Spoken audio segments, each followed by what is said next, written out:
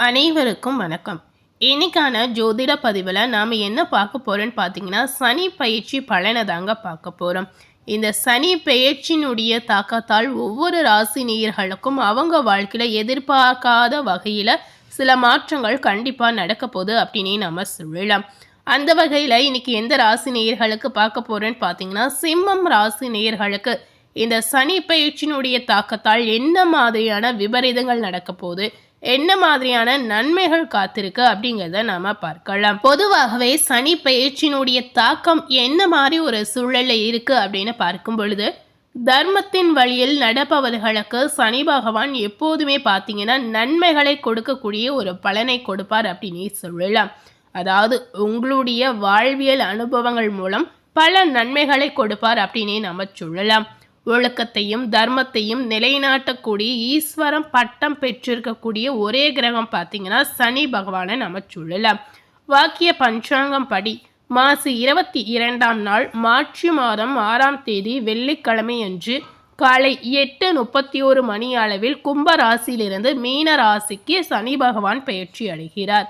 இதனுடைய தாக்கத்தை பார்க்கும் பொழுது நவ கிரகங்களின் சஞ்சாரத்தால் மந்தமான நிலையும் கர்ம வினைகளின் பலன்களை பாரபட்சமின்றி வழங்கக்கூடிய நீதிபதியாக விளங்கக்கூடிய சனி பகவான் அப்படின்னு சொல்லலாம். இவர் ஒரு ராசியிலிருந்து மற்றொரு ராசிக்கு பெயர்ச்சியடைய சுமார் 2.5 ஆண்டுகள், அதாவது 30 மாதங்கள் ஆகும் அப்படின்னு சொல்லலாம். மனித வாழ்வில் இது மிக பெரிய மாற்றங்களை தரும் அப்படின்னு சொல்லலாங்க. சனி பகவான் ஒவ்வொரு ராசிக்கும் வெவ்வேறு விதமான பலனை அளித்தாலும் தர்மத்தின் வழியில் இருப்பவர்களுக்கு கண்டிப்பா நன்மையை மட்டுமே ஏற்படுத்தி கொடுப்பார் அப்படின்னு சொல்லப்படுது. அது போலவே மீன ராசி என்பது கால புருஷ தத்துவப்படி மோட்சம் அப்படின்னு சொல்லலாம். அயன சைன போகம் மற்றும் ஆன்மீக பயணங்களை இது குறிக்கும் அப்படின்னு சொல்லப்படுது. சனி பகவான் மீன ராசியில அமர்வது உலக அளவில் பார்க்கும் பொழுது அதீத ஒரு நம்பிக்கையை ஏற்படுத்தும் அப்படின்னு சொல்லலாம். அதாவது நம்பிக்கையை அதிகரிக்க செய்யும் அப்படின்னு சொல்லப்படுது. ஆன்மீக ரகசியங்கள் கண்டிப்பாக இந்த மாதிரி விஷயங்கள் வெளிவருவதற்கான வாய்ப்பு இருக்குது அப்படின்னு சொல்லலாம். இந்த சனி பகவான் மீனத்தில் அமர்வதால் கண்டிப்பாக மறைவாக இருக்கக்கூடிய புதிய உண்மைகள் இதனால் வெளிச்சத்திற்கு வரும் அப்படின்னு சொல்லப்படுது. இந்த சனி பெயர்ச்சி காரணமாக உலக பொருளாதாரத்தில் பார்க்கும் பொழுது பல புதிய மாற்றங்கள் நிச்சயமாக உருவாகலாம். இந்த சனி பெயர்ச்சியினுடைய தாக்கம் மருத்துவ துறையில பார்த்தீங்கன்னா இதுவரை இல்லாத அளவுக்கு பல புரட்சிகரமான முன்னேற்றங்கள் கண்டிப்பா ஏற்படலாம். இது மாதிரி நிறைய மாற்றங்கள் இந்த சனி பெயர்ச்சியினுடைய தாக்கத்தால் நிச்சயமா ஏற்படும் அப்படின்னு சொல்லலாங்க. இந்த காலகட்டத்தில் நீங்க என்ன மாதிரி விஷயங்களை செய்யலாம் அப்படின்னு பார்த்தீங்கன்னா, சனீஸ்வர ஆலயங்களுக்கு சென்று வருவது இந்த மாதிரி காலகட்டத்தில் உங்களுக்கு நன்மையாக இருக்கலாம். சனி பகவான் ஒருவருடைய கர்மாவின் பிரதிபலிப்பாக செயல்படுவார் அப்படின்னு சொல்லப்படுது. இதனால் பார்த்தீங்கன்னா தூய மனதுடன் மற்றவர்களுக்கு நம்ம பிரதிபலன் பாராமல் உதவி செய்து வந்தோன்னா கண்டிப்பாக இந்த சனி பயிற்சியினுடைய தாக்கம் நிச்சயமாக குறையலாம்.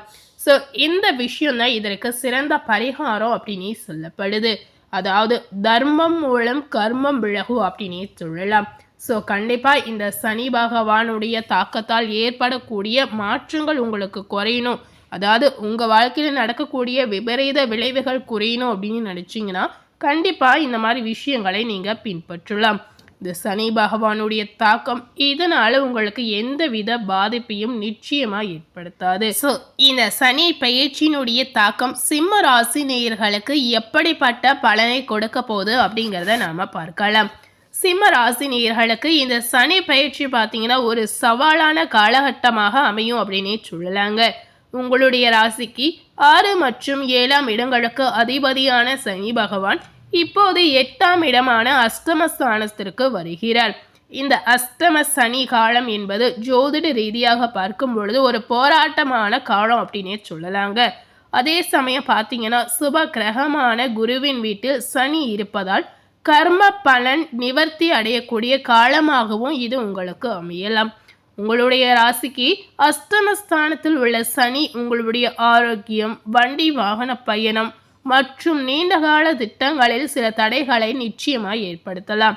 இந்த காலகட்டம் முழுவதுமே சிம்ம ராசினியர்கள் உங்களுடைய ஆரோக்கியத்துல மிகுந்த கவனத்தை செலுத்தக்கூடிய காலகட்டம் அப்படின்னு நம்ம சொல்லலாம். சிம்ம ராசி நேயர்களை பொறுத்தவரை பார்த்தீங்கன்னா கடந்த 2 வருடங்களாகவே உங்களுடைய ஆரோக்கியத்தில் மிகப்பெரிய பாதிப்பு நிச்சயமாக இருக்குது அப்படின்னே நம்ம சொல்லலாம்.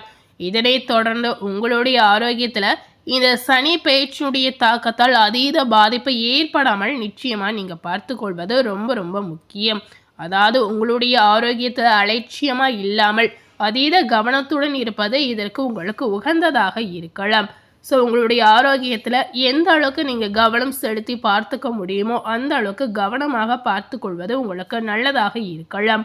தேவையற்ற வாக்குவாதங்கள் மற்றும் சட்ட விவகாரங்களில் இருந்து தள்ளி இருப்பது சிம்ம ராசினியர்களுக்கு நல்லதுங்க.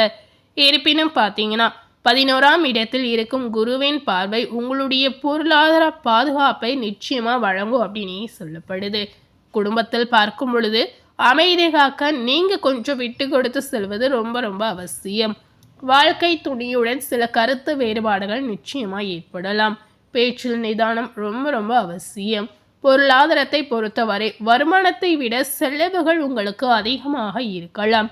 இதனால் சிக்கனம் ரொம்ப ரொம்ப முக்கியம். சிம்ம ராசி நேயர்களுடைய தொழில் வாழ்க்கை பார்த்தீங்கன்னா தொழிலில் புதிய முதலீடுகளை தவிர்ப்பது ரொம்ப ரொம்ப முக்கியம்.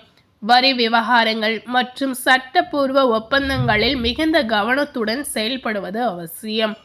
தேவையற்ற வெளியூர் பயணங்களை குறைத்து கொண்டு குடும்பத்துடன் அதிக நேரத்தை செலவிடுவது சிம்ம ராசினியர்களுக்கு நல்லதாக இருக்கலாம். அது போலவே கடன்களை கட்டுப்படுத்த வரவுக்குள் செலவு செய்யும் பழக்கத்தை சிம்ம ராசினியர்கள் வளர்த்து கொள்வது ரொம்ப ரொம்ப முக்கியம். தொழில் மற்றும் உத்தியோகத்தில் பணிச்சுமை உங்களுக்கு அதிகரிக்கலாம்.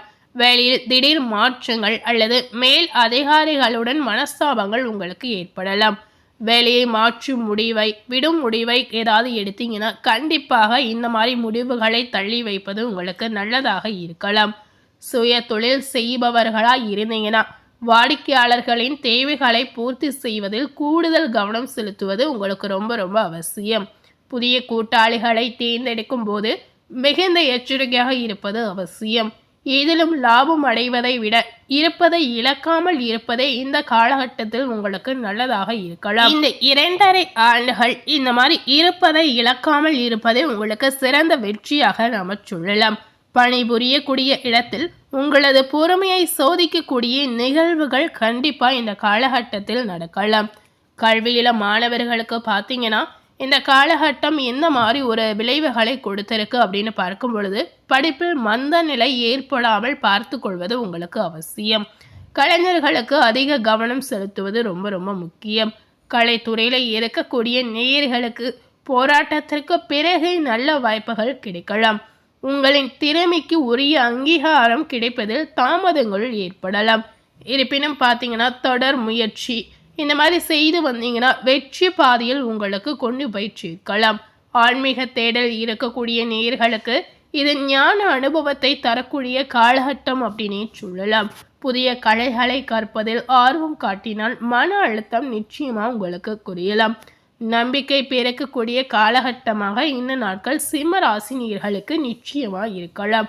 சிம்ம ராசினர் இந்த மாதிரி காலகட்டங்களில் எந்த மாதிரி விஷயங்களை செய்யலாம் அப்படின்னு பார்த்தீங்கன்னா சிம்ம ராசினர் தினசரி அதிகாலையில் எழுவதும் சூரிய தரிசனம் கருட தரிசனம் செய்வது மிக மிக அவசியம். அது போலவே ஆஞ்சநேயருக்கு வெண்ணெய் சாற்றி கருடாழ்வாருக்கு நெய் தீபம் ஏற்றி வழிபடுவது அஷ்டம சனியினுடைய பாதிப்பை நிச்சயமாக குறைக்கும் அப்படின்னே சொல்லப்படுது.